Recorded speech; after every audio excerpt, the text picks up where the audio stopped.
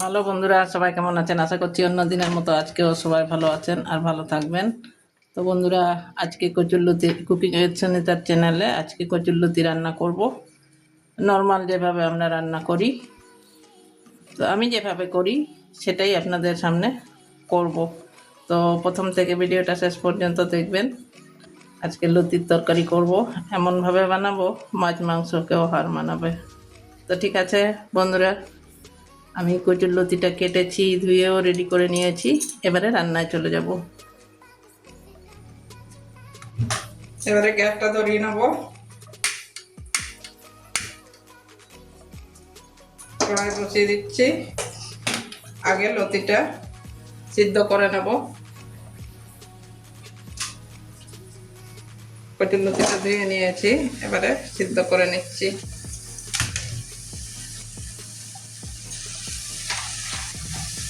জল দিয়ে দিচ্ছি একটু।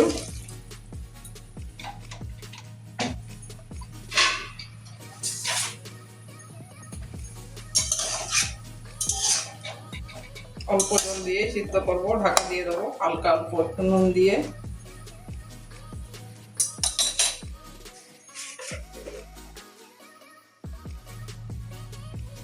অল্প একটু নুন দিয়ে দিচ্ছি।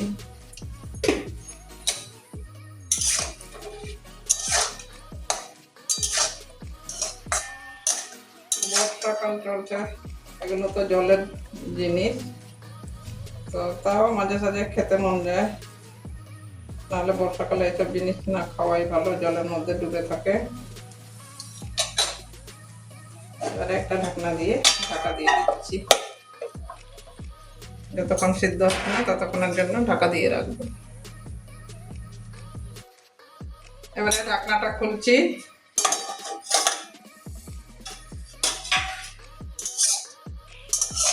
দেখুন সিদ্ধ হয়ে গেছে।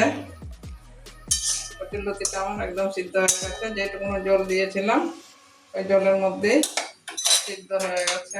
তো এবারে নামিয়ে নেব।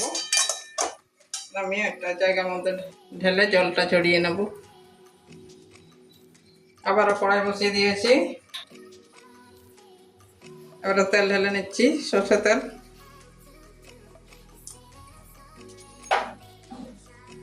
তেলটা আবার গরম হতে দেবো।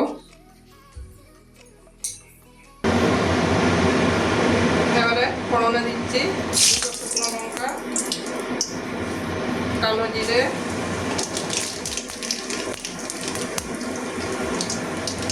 এবারে কাঁচা লঙ্কা, পেঁয়াজ কুচি দিয়ে দেবো।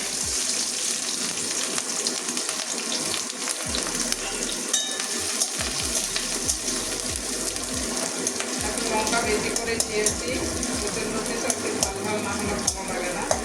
এবারে পেঁয়াজটা ভেজে নেবো। যতক্ষণ পেঁয়াজের কাঁচা গন্ধ যাচ্ছে না ততক্ষণ পেঁয়াজটা ভাজবো। পেঁয়াজটা ভাজা হয়ে গেছে, কাঁচা গন্ধ চলে গেছে। এবারে রসুন কুচি দিয়ে দিচ্ছি। এবারে আদা কুচি দিয়ে দিচ্ছি। এটা কাঁচা গন্ধ যাওয়া পর্যন্ত ভাজবো।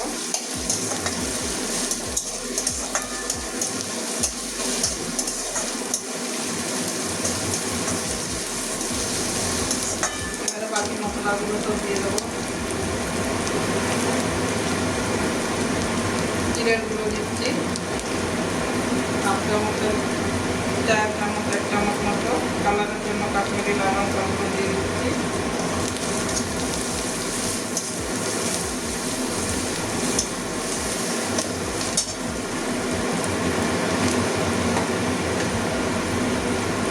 পরিমাণ মতো হলুদের গুঁড়ো দিয়ে দিচ্ছি।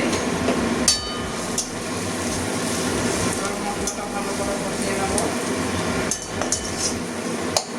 একটা টমেটো কুচিও দিয়ে দিচ্ছি।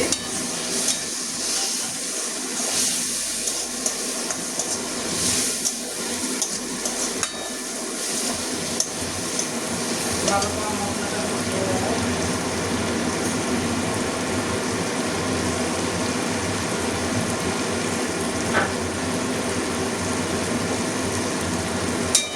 এখানে ধনে গুঁড়ো দিতে পারবেন, আমার সাথে ধনে গুঁড়ো নেই আজকে, তার জন্য। এবারে জল দিয়ে মশলাটা কষিয়ে নেব।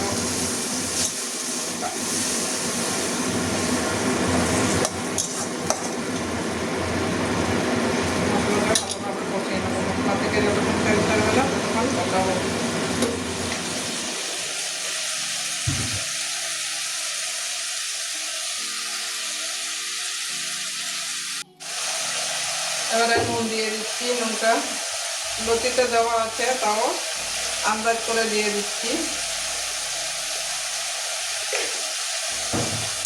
মশলা তেমন একটা কষানো হয়ে আসছে, জলটা টেনে আসছে।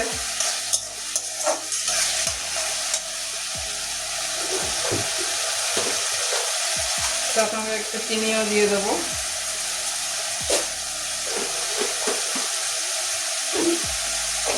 এসব জিনিস ঝাল ঝাল মিষ্টি মিষ্টি না হলেও ভালো লাগে না। এবারে মশলাটা আর একটু কিছুক্ষণ কষিয়ে নেব। মশলা কষানো হয়ে গেছে, এই মশলা থেকে তেল তেল দিয়েছে। এবারে সিদ্ধ করে রাখা লতিটা দিয়ে দিচ্ছি।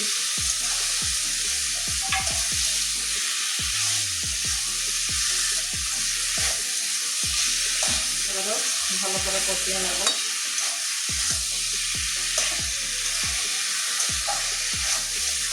মশলার সঙ্গে ভালো করে মিশিয়ে নেব।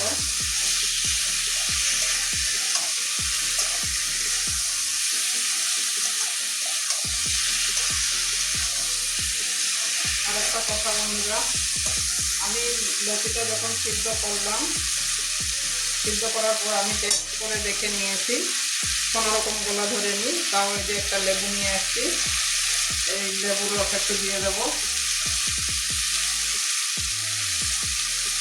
হয়তো আমার লাগেনি, আমার বাড়ির লোকের কেমন লাগবে সেটা জানি না, লেবুটা রস দেখ অল্প একটু লেবু রস দিয়ে দিলাম। গন্ধরাজ লেবু ছিল, আর জল দেবো না আমি।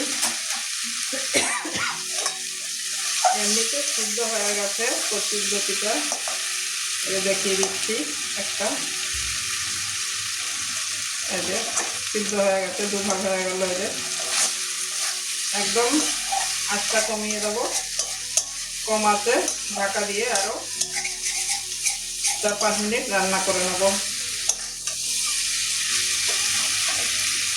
আবারও ঢাকা দিয়ে দিচ্ছি 5 মিনিটের জন্য।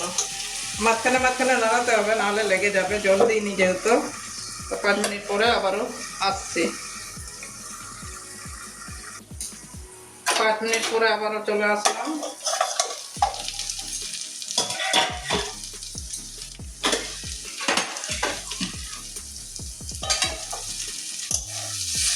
দেখুন একদম জল জল শুকিয়ে গেছে, গোটা গোটা আছে লতিটাও।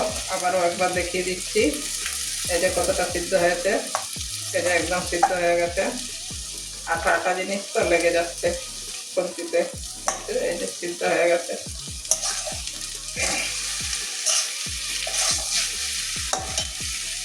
এভাবে রান্না করে খেয়ে দেখবেন বন্ধুরা একদিন, মাছ মাংসের থেকেও বেশি ভালো লাগে। এবারে গরম মশলা দিয়ে দিচ্ছি, ছোট্ট চামচে 1 চামচ। ভালো করে মিশিয়ে নেবো গরম মশলার সঙ্গে।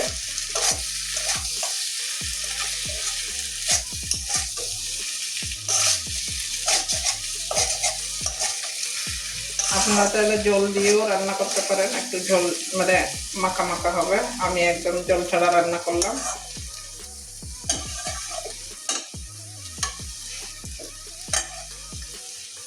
যেসব বন্ধুরা রান্না করে খান কচুর লতি, তারা তো জানেনি কতটা ভালো লাগে। তো ঠিক আছে বন্ধুরা, আমি এবারে নামিয়ে নেব। আর বেশি নাড়াচাড়া করতে গেলে একদম ভেঙে যাবে, গলে যাবে। এই যে গলেই তো এত নরম হয়েছে, দেখুন। ঠিক আছে, নামিয়ে একটা প্লেটের মধ্যে ঢেলে দেখাচ্ছি। তো বন্ধুরা দেখলেন কত কম সময়ের মধ্যে কচুর লতিটা রান্না হয়ে গেল। আর আপনারা চাইলে এটা ভাতের সঙ্গে তো খাবেনই, রুটি পরোটার সঙ্গেও খেতে পারবেন, এতটাই টেস্টি হয়। তো ঠিক আছে বন্ধুরা, কেমন লাগলো আমার এই কচুর লতি রান্নাটা? ভালো লাগলে অবশ্যই লাইক করবেন, কমেন্ট করবেন, শেয়ার করবেন। আর চ্যানেলে যদি নতুন হয়ে থাকেন তাহলে সাবস্ক্রাইব করে পাশে থাকুন। তো ঠিক আছে বন্ধুরা, আজকের জন্য আসছি, আবারও অন্য কোনো দিন আসবো অন্য রান্না নিয়ে। ততক্ষণের জন্য সবাই ভালো থাকুন।